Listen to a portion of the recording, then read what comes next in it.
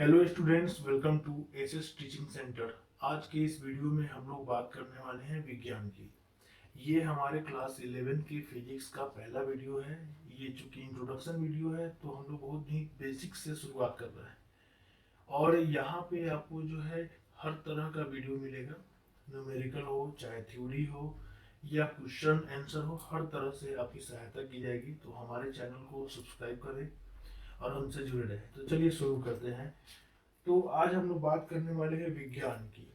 विज्ञान क्या है, साइंस क्या है, इसको समझते हैं कि विज्ञान को समझेंगे। इसका शाब्दिक अर्थ अगर हिंदी में बात करें तो अगर आप विज्ञान को हिंदी के अनुसार समझना चाहेंगे तो विज्ञान दो शब्दों से बना हुआ है। विज और ज्ञान, मतलब विशेष ज्ञान। ठीक है, तो विशेष ज्ञान ही विज्ञान कहलाता है। पहले इस चीज को समझते हैं।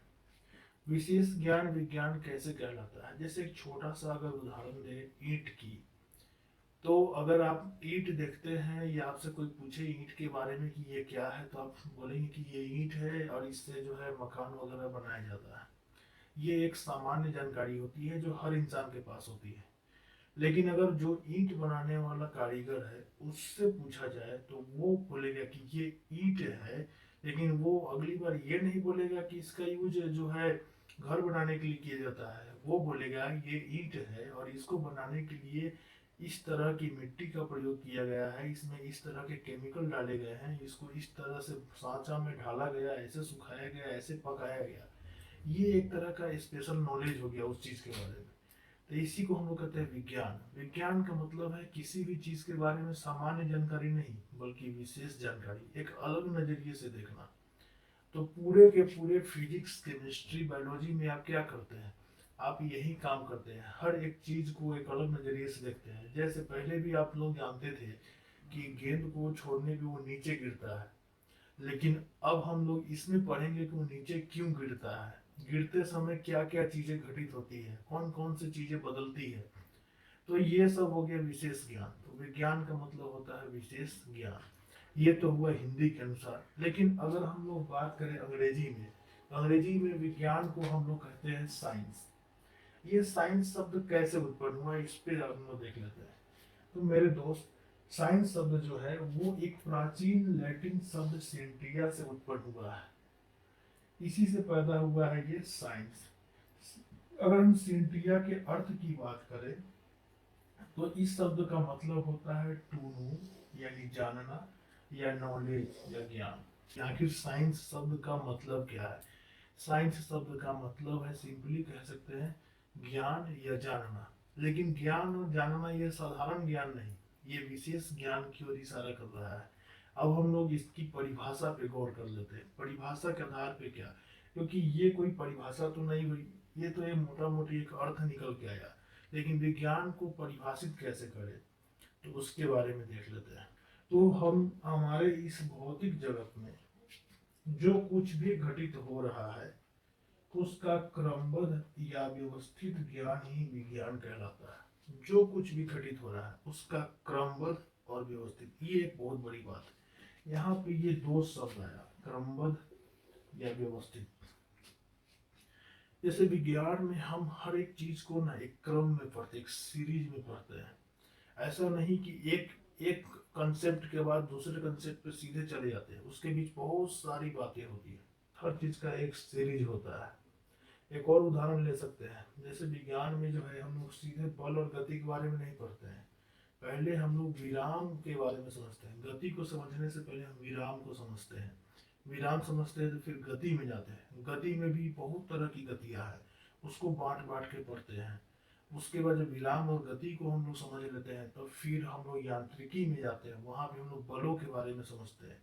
इस तरह से करके एक क्रम चलता है विज्ञान में। हर चीज का एक क्रमबद्ध नॉलेज है। किसी भी चीज के बारे में अगर आप सुव्यवस्थित नॉलेज रखते हैं तो वो विज्ञान कहलाता है। अब हम लोग अगला डिफिनेशन देख लेते हैं, दूसरा, जो कि इससे बेहतर डिफिनेशन होगा। साइंस की ये जो दूसरी परिभाषा है ये किस तरह से है और क्या समझाती है, ये थोड़ा डिटेल में है और आज के समय के हिसाब से ये परिभाषा है। तो ये कहती है कि विज्ञान प्राकृतिक घटनाओं को, सबसे पहला शब्द आया प्राकृतिक घटनाओं को, तो हमारे आसपास जो भी प्राकृतिक घटनाएं हो रही, प्राकृतिक मतलब जो खुद ब खुद घटित हो रही है, उसमें हमारा कोई योगदान नहीं है। तो प्राकृतिक घटनाओं को यथासंभव मतलब जहां तक संभव हो सके विस्तृत एवं गहनता से समझने के लिए किया जाने वाला एक सुव्यवस्थित प्रयास है। तो विज्ञान क्या है? हमारे आसपास जो भी प्राकृतिक घटनाएं घटित हो रही है, उसको जहां तक हो सके वहां तक पूरी विस्तृत यानी पूरे के पूरे विस्तार से और सुव्यवस्थित तरीके से समझने के लिए जो हम प्रयास करते हैं, जो किया जा रहा है जो प्रयास, उसको हम लोग विज्ञान कहते हैं। तथा इसमें एक और बात जोड़ा गया, जिसमें इस प्रकार अर्जित ज्ञान, और चूंकि हम जब आसपास की घटनाओं को समझने का प्रयास करेंगे, उसका एक सुव्यवस्थित और गहनता से समझने का जो प्रयास होगा, उससे कुछ न कुछ ज्ञान तो जरूर अर्जित होगा। तो जो नॉलेज हम प्राप्त करेंगे उसका आगे चल के उपयोग हो। तो देखिए विज्ञान में यही होता है। आज आप गैलीलियो का नियम पढ़ेंगे, आगे चल के गैलीलियो का नियम, न्यूटन का नियम, मैक्सवेल का नियम, तो ये कोई एक दिन में नहीं हुआ है। हजारों साल पहले कुछ वैज्ञानिकों ने कुछ अन्य चीजें खोजी, उन्हें जो चीज बातें अच्छी लगी उन्होंने अपने पुस्तक में या अपने जर्नल में उसको प्रकाशित किया, और वे ज्ञान का यूज आज हम लोग कर रहे हैं। तो विज्ञान में यही होता है। वही यहाँ है, जो प्रयास करते हैं उससे जो ज्ञान अर्जित होता है उसका सदुपयोग परिघटनाओं, जो भी अन्य परिघटनाएं हैं, फेनोमेनन है, तो जो भी फेनोमेना है प्रकृति में, जो भी परिघटना है, उसके भविष्य कथन, संशोधन एवं नियंत्रण के लिए किया जाता है। ये भी देखिए, इस परिभाषा में खूबसूरती क्या है कि इसने विज्ञान के पूरी प्रकृति को समझा दिया कि आखिर विज्ञान क्या है।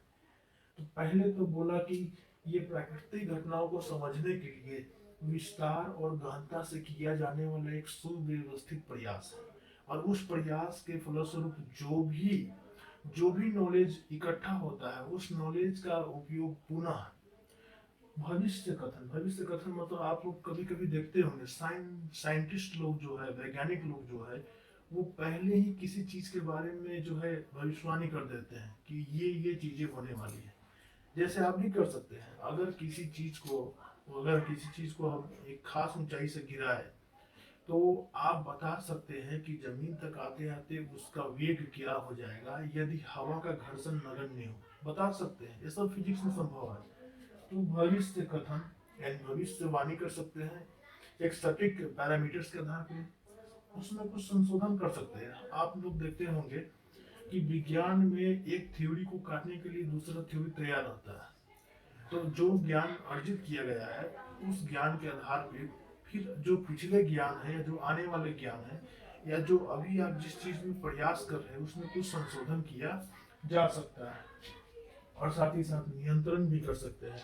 आप सभी थ्योरीज को, सभी कंसेप्ट को नियंत्रित करके रख सकते हैं। तो इस तरह से जो है हम लोग विज्ञान को परिभाषित करते हैं। तो फ्रेंड्स, अब हम लोग देखने वाले हैं विज्ञान की शाखाएं। विज्ञान के ब्रांचेज कौन कौन से हैं, किस तरह से विज्ञान को हम वर्गीकृत कर सकते हैं। तो देखिए, विज्ञान को बांटने की बहुत सारे तरीके हैं, काफी आधार है, लेकिन मैं आपको जो भी बताऊंगा वो आईएससी लेवल का होगा। साथ ही साथ जो है, अगर आप हमारे इस तरह के जो मटेरियल है, जो कि स्टडी मटेरियल से आप उसको प्राप्त कर सकते हैं। आपको इस तरह के कई मटेरियल्स मिलेंगे जो कि पीडीएफ के रूप में होंगे, आप उसे डाउनलोड कीजिए, आपको ये सब चीजें उतारने की भी आवश्यकता नहीं पड़ेगी। तो फ्रेंड्स देखिए, तो विज्ञान के दो मूल शाखाएं। पहली शाखा है हमारी भौतिक विज्ञान, जिसको हम लोग फिजिकल साइंस भी कहते हैं, और दूसरा है हमारा नेचुरल विज्ञान, जिसको हम लोग प्राकृतिक विज्ञान भी कहते हैं। भौतिक विज्ञान में पहली जो उप शाखा है, सब ब्रांच है, उसको हम लोग भौतिकी यानी फिजिक्स कहते हैं, जो मैं आपको पढ़ाने वाला हूँ। और दूसरा है रसायन विज्ञान, जिसको हम लोग केमिस्ट्री कहते हैं, ये भी मैं आपको यहाँ पढ़ाऊंगा, कवर करा दूंगा। तो यहाँ पे जो है प्राकृतिक विज्ञान में दो पार्ट है, जंतु विज्ञान और पादप विज्ञान। जंतु विज्ञान को जूलॉजी कहते हैं, पादप विज्ञान को बॉटनी कहते हैं। कभी कभी प्राकृतिक विज्ञान को लाइफ साइंस यानी जीव विज्ञान के नाम से भी आप लोग जानते होंगे। तो आपके हाई स्कूल में जीव विज्ञान में जंतु और पादप विज्ञान दोनों कंबाइंड करके पढ़ाया जाता है। और भौतिक विज्ञान में भौतिकी और रसायन को अलग अलग करके पढ़ाया जाता है। तो इस तरह से जो है हम लोग इसको देख सकते हैं। तो यही आपका सिलेबस बनता है इंटरमीडिएट स्तर पे, फिजिक्स, केमिस्ट्री, बायोलॉजी। तो इस तरह से जो है विज्ञान की आप सभी शाखाओं को इंटरमीडिएट में पढ़ते हैं। तो फ्रेंड्स, आज के इस वीडियो में इतना ही। अगर आपको हमारा वीडियो अच्छा लगा हो तो लाइक कीजिए, सब्सक्राइब कीजिए और अपने दोस्तों के साथ भी शेयर कीजिए। Thank you.